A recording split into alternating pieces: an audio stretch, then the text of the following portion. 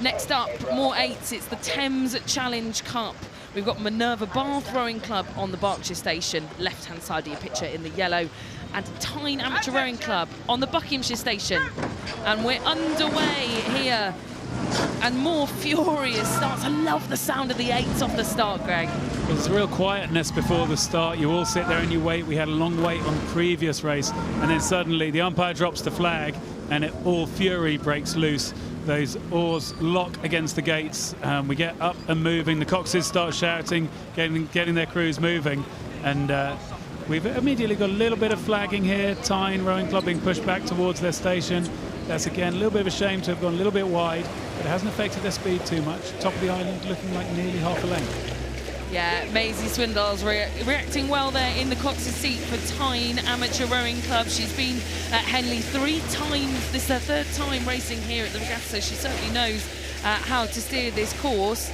But yeah, a really good start. And Tyne, they've had a really successful last few years, actually. And you know, they've got a lot of links with Newcastle University, who row on the same stretch of river, up on the River Tyne in the northeast of England.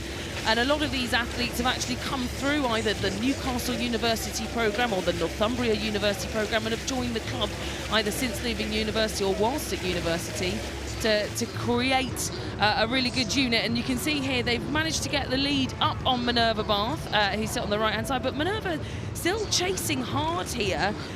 This is quite a pace that they're setting, Greg. Yeah, we moved a good distance down the course.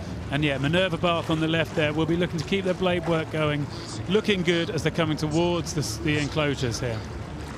And a lovely thing about Minerva Bath, actually, and I must say this, in the 5 seats, Joe Mummery, he's actually a brand new dad, Greg. He had a baby just last week, and actually they requested the stewards whether their race could be in the afternoon because he's commuting back and forth from Bath in order to race here, and they were delighted to qualify and know that his family will be watching at home. And so big kudos to him for coming here and taking on the Thames Challenge Cup. And there they are, but Tyne Amateur Rowing Club, well, this crew certainly moving very well into the headwind.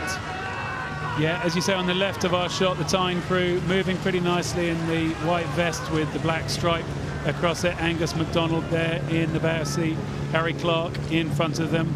For Angus MacDonald, this is first Henley, but he's doing a good job sitting up there in the bow seat. Yeah, and it must be really weird for Harry Clark in that 2 seat, who sits just in front of our bowman on camera. He's actually an ex-Minerva Bath rower, Greg. So he's going up against his former teammates, his former club, and he'll be able to look back at them sitting just ahead. Let's hope he doesn't do a big celebration at the end. I'm sure there'll be plenty of respect, particularly for his Minerva Bath ex-colleagues, those who just having had a baby, imagining maybe a little bit sleep deprived, and the legs will be hurting all the more, but they're still moving pretty nicely in front of the enclosures here. And they'll start to get the noise now, and you can hear the cheers for Tyne A.R.C, the boys from the north-east of England, who've looked very calm since the centre stages of this race. And a beautiful rhythm here being set by James McLennan in the stroke seat, the ex-Heriots rower, who will lead his crew to see another day in the Thames Challenge Cup.